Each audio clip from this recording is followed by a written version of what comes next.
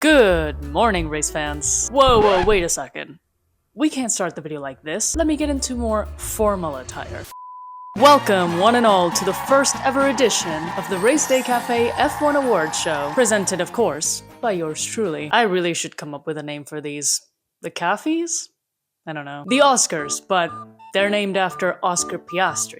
And it will not be confusing at all. And in tonight's ceremony, we will be awarding the best, worst, funniest, cringiest, and all-around most entertaining moments of the 2025 season of this, our Formula 1. Our winners tonight will receive the single greatest honor in the history of motorsport, no questions asked whatsoever, the Golden Coffee Cup, which is like a regular trophy cup, but you can drink from it a little easier, so it's automatically better. So without further ado, let's get to these awards. Starting off tonight's show, okay, maybe I should address this now. I know it's not nighttime, but let's just pretend, okay? For the vibes. We have the very boringly named general category for the more random / alternative awards of the season, and most of these were actually chosen by all of y'all, so thank you so much for leaving a comment, and pat yourselves on the back. Our first award of the night will be the George Russell Award for Most Valid Crash Out. Your nominees include Oscar Piastri allegedly turning off Zak Brown's radio in Singapore. Unfortunately, as metal as that was in theory, it's not actually what happened, so we kind of have to rule this one out. And Lewis Hamilton's Have a Tea Break While You're At It in Miami. But the winner of this award is neither of these. It is actually,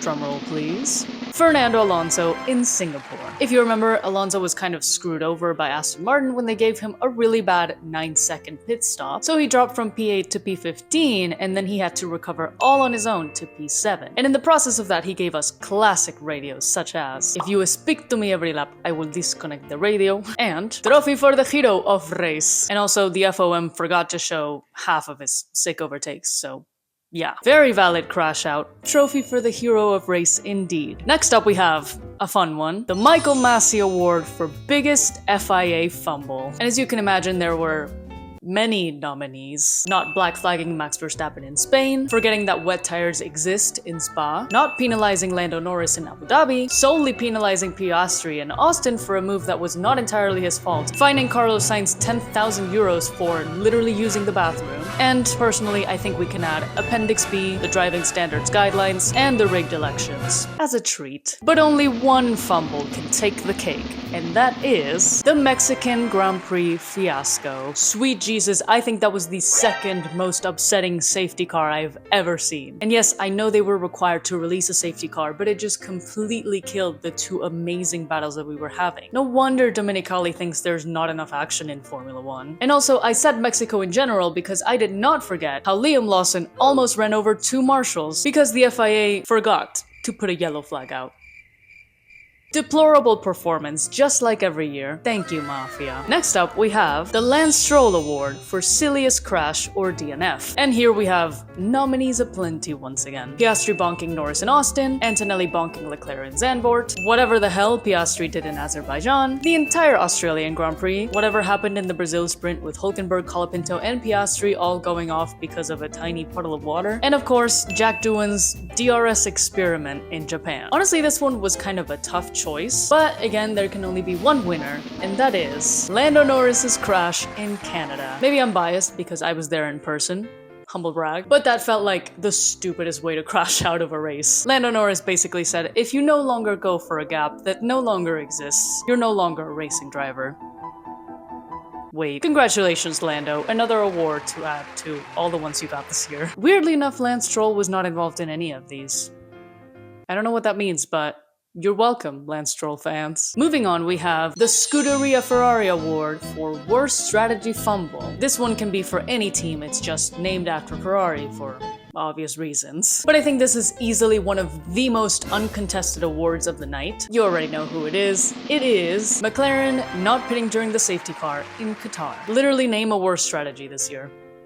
Or ever, maybe. It was so unbelievably obvious that they needed to pit. Like, even I could see that. Congratulations, McLaren. I don't know how you keep winning shit while being incredibly unbearable and incompetent, but you know what? It clearly works, so maybe keep doing it. I don't know. Moving on, we have the Valtteri Bottas Porridge Award for Best Meme. Now that name is what I call, ladies and gentlemen, a short view to the past. But it's time to celebrate the most iconic meme of this season, and of course, there were a lot of nominees. Alonso's Lego car reaction image, Franz Hermann, Toto yelling at Christian in Monaco, Max and Toto allegedly having a secret affair during their contract negotiations, but I think the winner clearly must be the water. It may not have been the funniest meme, but we definitely got the most mileage out of it by far compared to all these other ones. Crazy how Ferrari blessed us with the top meme of the season literally on race 1. Least on-brand Ferrari moment, basically. Next up we have the Kimi Räikkönen Award for Most Awkward Press Moment, which really includes any pre or post-race moment. Your nominees: Max Verstappen's Not Oscar, Lando Norris's It's Not Talent, Just Luck,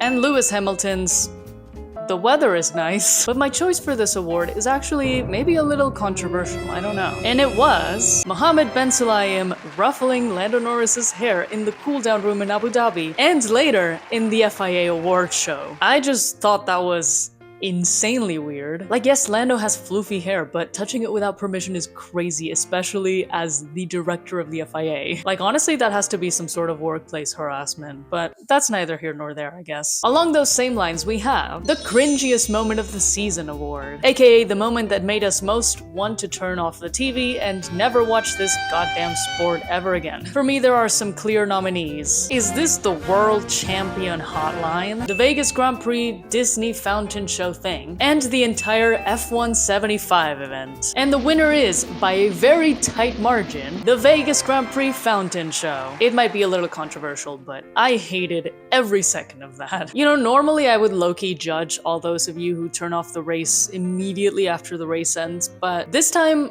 I'm actually really happy for you. You really dodged a bullet with that one. Moving on to the Hottest Driver of the Grid According to My Mom award. And the winner of this one is George Russell. Yeah, not what you were expecting, huh? George Russell may not have won a title yet, but he is evidently winning hearts. Congratulations, George. That is the most prestigious award. So, you're welcome. And finally, we close this category with the Best Underdog Podium Award. Your nominees are Nico Hülkenberg in Silverstone, Carlos Sainz in Azerbaijan, Isaac Hadjar in the Netherlands, and Max Verstappen in Brazil. This was a very close debate, not gonna lie, but ultimately the winner for Best Podium is Nico Hülkenberg. Simply because it was so amazing to finally see him get a podium after 15 years in Formula 1. And it would have been even better if the McLaren girlies hadn't completely ignored him on the podium like high school bullies. Just saying. Our next set of awards tonight is the design category, where we will acknowledge the best liveries and other designs of the season. To start off this category, we have the Ramon from Cars Award for Best Special Livery. Y'all, this was a hard one to choose. We had so many banger liveries. The Haas Cherry Blossom car from Japan, the V-Carb Pink Edition from Miami, the V-Carb Holographic car from Vegas, and the White and Blue Williams from Austin. But I think there was one livery that's just a cut above the rest. Ladies and gentlemen, the best special livery of the season is the Honda Red Bull from the Japanese Grand Prix. This was probably one of the most beautiful special liveries I've ever seen in this sport. Plus the fact that it was based on a classic Honda car, and the fact that Yuki Tsunoda got to drive this for his first weekend in Red Bull and in his home Grand Prix. Everything about this car was just so top tier, I just had to put it a step above my beloved V-Carbs. Sorry guys, but you'll probably win next year, so don't worry too much. Our next award is the Best Special Helmet Award, and I want you to know I had an extremely tough time choosing between these 4 finalists because they were all beautiful. Alex Albon's orange helmet from Miami, Lando Norris's disco ball helmet, also from Miami, Lewis Hamilton's sparkly helmet from Vegas, and Lando Norris's impasto helmet, also from Vegas. These were all so creative that they all could have easily won, but of course there has to be a winner, and that is Hamilton's sparkly Vegas helmet. Not only did this look beautiful in the Vegas lights, but it also looked beautiful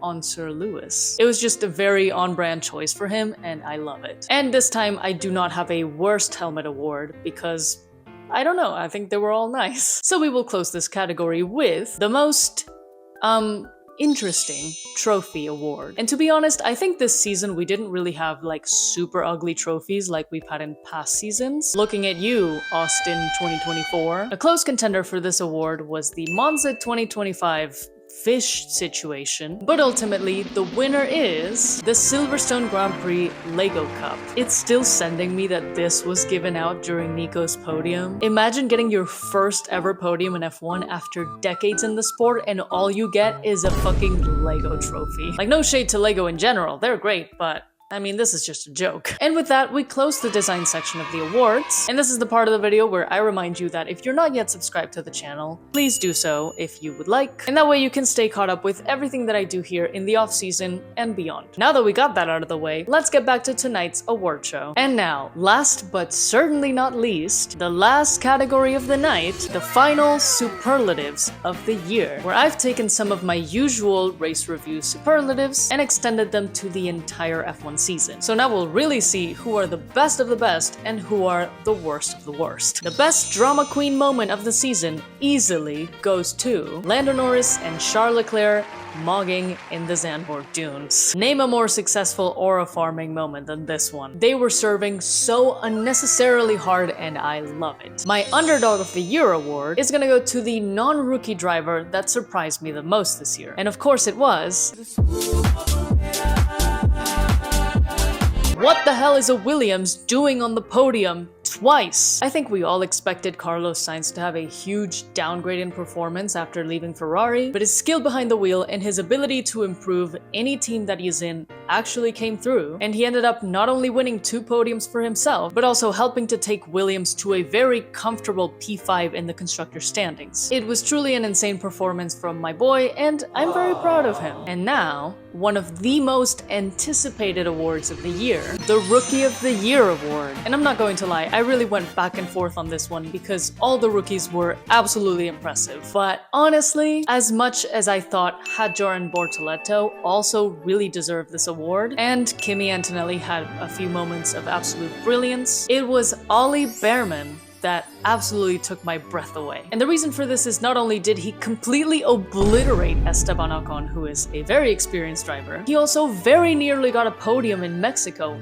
in a Haas after pulling a move on Max Verstappen of all people. Ollie clearly seems like a very cool and confident driver behind the wheel, and he's really earned his place in Formula 1. Again, I really debated this award because Isaac Hadjar in particular also really impressed me this season, but ultimately I think I have to give it to Ollie because he really was the biggest surprise of the year for me. So congratulations to the Bear. The Best Overall Radio award has a few more nominees. Is this the World Champion Hotline? Must be the water, of course. Max Verstappen laughing at the papaya rules in Monza. Alonso going, or we just lose places for fun. Lewis Hamilton's have a tea break while you're at it. George Russell saying, I prefer not to speak after he got that drive-through in Monaco. And the winner is Oscar Piastri's Alpine still manages to find a way to fuck me over all these years later, huh? Somebody call the police because Flavio Briatore's just been murdered. Honestly, Piastri's known as the quiet driver, but he deserves more recognition, I think, for the absolute zingers that he has sometimes. Moving on to the Best Race of the Season award. Your nominees: the Mexican Grand Prix with tight battles for championship points and Ollie Behrman pulling the drive of his life, the Sao Paulo Grand Prix with strategy diversity and Max going from pit lane to podium, and the Dutch Grand Prix with lots of action, lots of crashes, and also Isaac Hadjar's first podium. And the winner is the Sao Paulo Grand Prix. Real ones know Interlagos always delivers, and this year was no exception. Max pulled a diabolical drive and also gained crucial points that kept him alive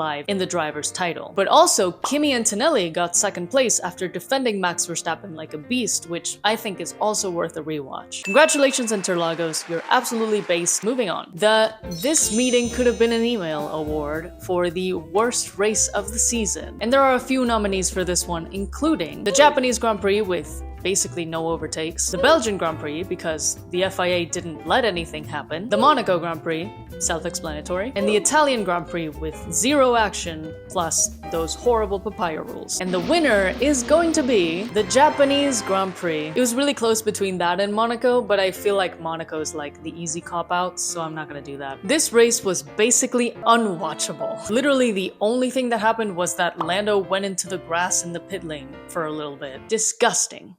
Moving on, the I'm Mad at the FIA's Action of the Year award award for action of the year. Work the math out on that one, folks. Listen, I'm only naming the award that because in past years, 2024, I've been a little upset at the FIA's choices for their Action of the Year award. And to be honest, this year I'm not really that mad, but I'm still naming the award that because I know that in the future I will probably be mad at them again, so I'm just gonna leave it. This year the FIA awarded Max Verstappen's overtake on Lando Norris in Imola, and yes, this is probably one of the best overtakes in modern Formula 1 history, perhaps. However, on a personal level, my personal action of the year is Charles Leclerc's overtake on George Russell in Zandvoort, and yes, I know it was bordering illegality, but do I look like I care? Although some runner-ups for me were Oscar Piastri's overtake on Lewis Hamilton in Saudi Arabia, and Piastri's overtake on Leclerc in Monza at the Lesmos, where basically no one ever overtakes. The Teamwork Disaster Class Award goes to the worst team of the season in general, and your nominees are McLaren, Alpine, Ferrari, and Aston Martin. And the winner can only, frankly, be McLaren Formula 1 team. Wait, hold on. The literal Constructors Champions? Yes, my friends, this team may have been amazing performance-wise, but otherwise their vibes were absolutely rancid. The way they treated both of their drivers like garbage while also acting like everything was perfect and they were being so fair to them needs to be studied. Oh, and also, I did not forget what they did to Alex Palou. Zach Brown, I'm in your walls. On the other hand, the Teamwork Masterclass Award goes to the best team of the season. The nominees are Mercedes, Red Bull, mostly because they got rid of all the evil people, Williams, and Racing Bulls. And the winner is Williams. Go Williams. I want to know what demon did James Vowles sell his soul to, because this team's comeback is unreal. It's clear that both drivers worked together really well and they were both able to score a lot of great points. But also Vowles is a great team principal and he's really doing the Lord's work to bring that team back from absolute hell, basically. Congratulations, Williams. I can't wait to see what amazing things you do next year. And now our last two awards of the night. This year's Disgrace of the Season award goes to the single worst driver of the year. Sorry in advance. Your nominees are Oscar Piastri, Lewis Hamilton, Yuki Tsunoda, and Lance Stroll. It's kind of mandatory to include him here. And as much as it absolutely pains me to say this year's Disgrace of the Season is Lewis Hamilton. God, I hate this so much. Lewis Hamilton is literally my favorite driver in the world. And to be fair, the expectations were extremely high when he joined Ferrari. And also Lewis had been in the same team for decades and had to adjust to a completely different culture. But I think we all thought that a 7-time world champion would be able to do a little better than that. So yeah, that was a huge disappointment, I think, for everyone. I really hope the new regs can help him find his footing a little bit, and if not, then maybe it's time to think about retiring. And that is too sad to think about, so let's move on to our final award of the night. This year's Ace of the Season is the absolute best driver on the grid, the one who demonstrated the most talent, skill, and determination to win it all. Our nominees are Lando Norris, Max Verstappen, Charles Leclerc, George Russell, and Fernando Alonso. Ladies and gentlemen, your 2025 Ace of the Season is...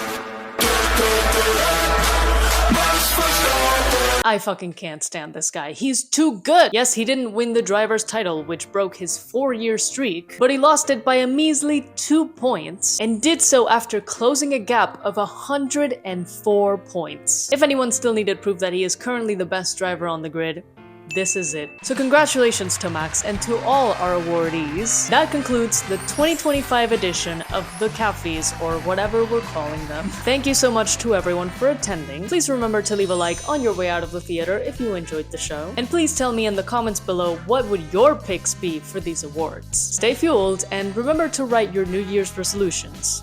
And then actually do them, which is the hard part.